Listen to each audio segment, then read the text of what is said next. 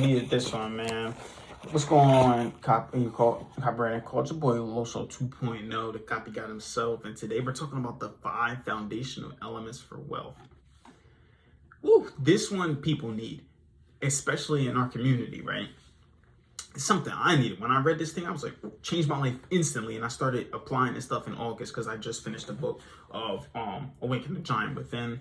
Here you go. Let me show you guys it right here. Oh, it's right here in my library somewhere. Awaken Giant Within, Tony Robbins. He's spitting real stuff, man. Tony Robbins he's that guy, man. I'm telling you, he's that guy, and he's taught me a lot through this book, and stuff with relationships and all that stuff. But yeah, let's get started, right? Wealthy. The first idea is that wealthy is not rich. Just because someone is rich doesn't mean they're wealthy. Okay, but when you're wealthy, you're rich.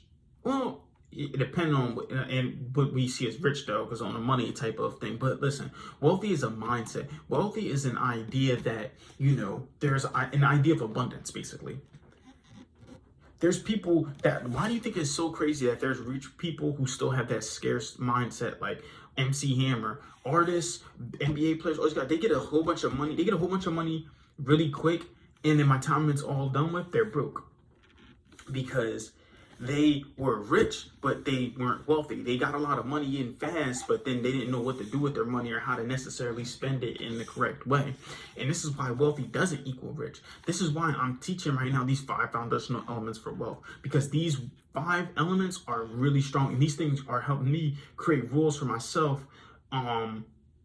These things help create rules for myself that is going to help me grow. Okay, and help you grow as well. Let's see, because right now, especially in the African American community, we have a lot of negative associations with money, and I see it all the time, right?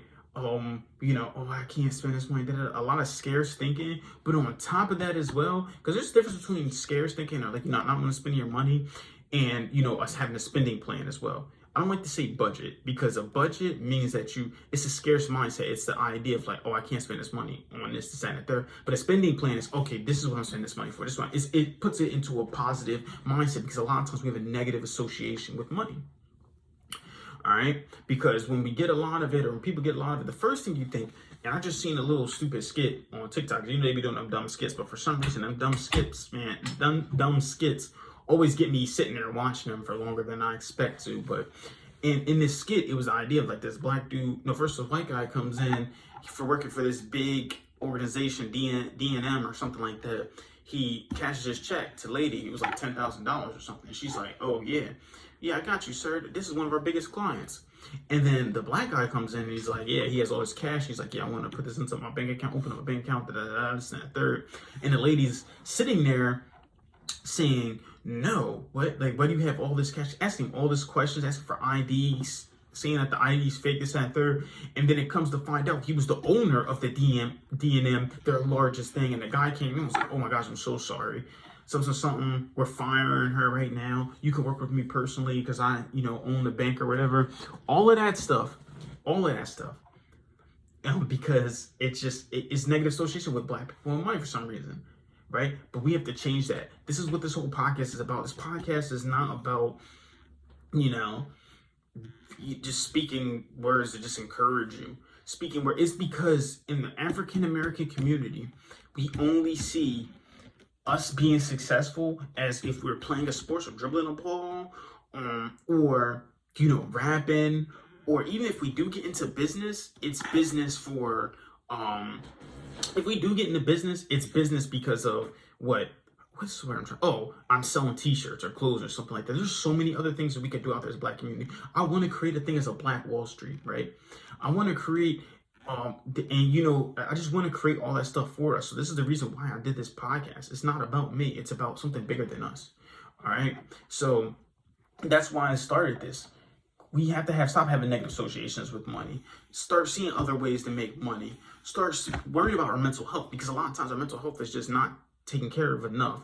Start seeing that. Start treating our queens, our African American queens, better. Start learning how to be in a relationship. Different things like that. Because I'm tired of seeing these broken families, broken homes, low community. All this stuff, man. We're gonna do better. We're gonna do better. We gotta do better, and we have to, and we will. So I'm gonna go through the 5 foundational elements for wealth really fast and then go back and summarize them. 1, create wealth. So this is becoming more valuable.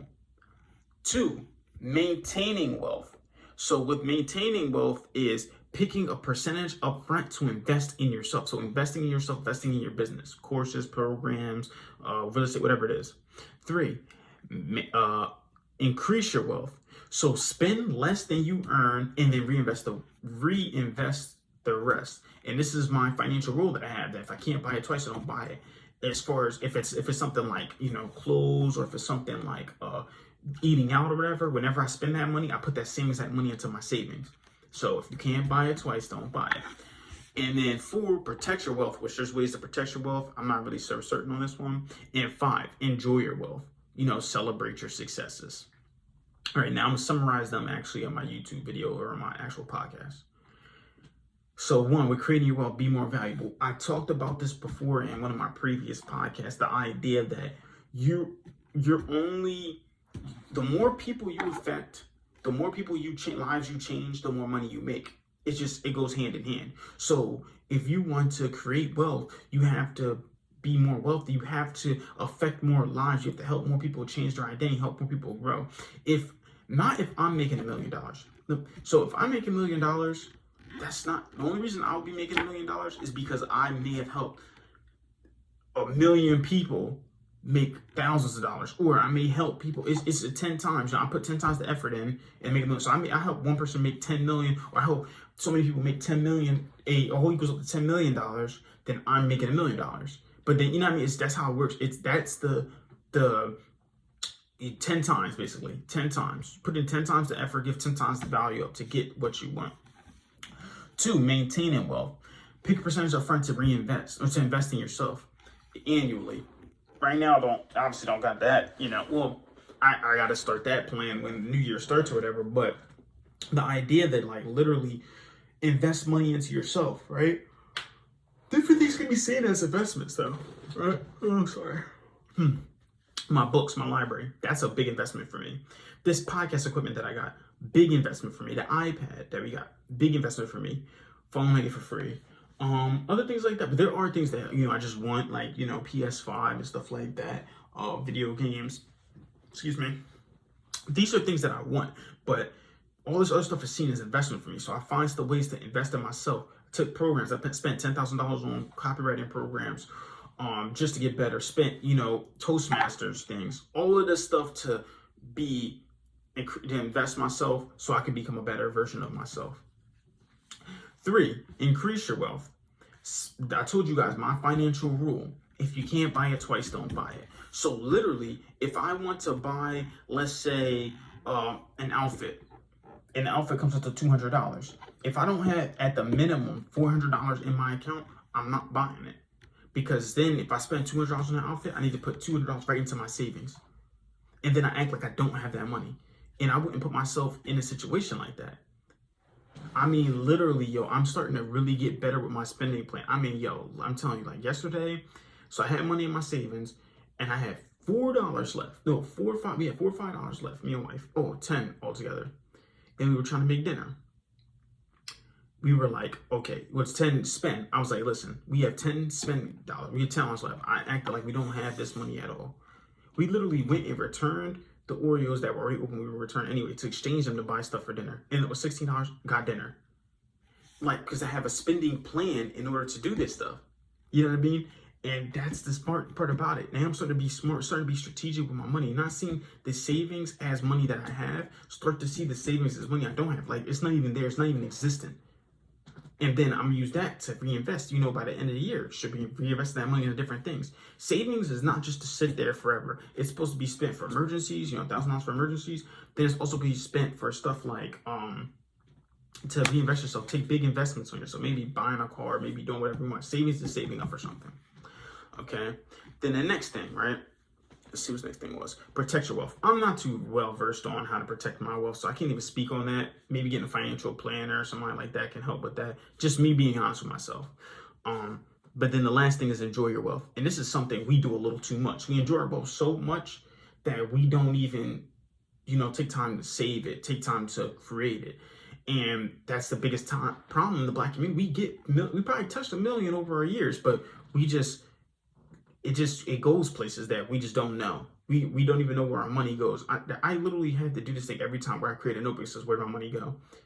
And that didn't help. So I had to do different things and test and stuff like that to see what works best for me in this. You can't buy it twice. Don't buy it. The rule works for me the best. So literally, it's about, like I said, enjoy your wealth as well. So it's good to celebrate it, but just don't celebrate it too much. Maybe once a week, maybe once every 2 weeks. Whatever you got to do, you celebrate your wealth. You definitely want to make time to celebrate. It's just like showing gratitude. The person who can show gratitude to his goals are more likely to achieve them. So same thing, celebrate your wealth so that you can make more.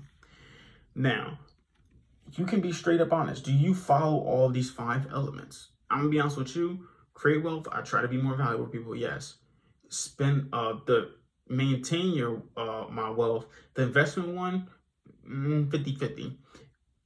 Increasing my wealth, I started doing it this month a lot better. Protect wealth, I don't know much about that. And enjoy my wealth, I was doing that too much, right? So which ones do you follow? Comment below. Subscribe, like this channel, and share the video or whatever. Just some food for thought today. I want you guys to keep killing the day. And just remember, you pray for marketing like this. Copy God out.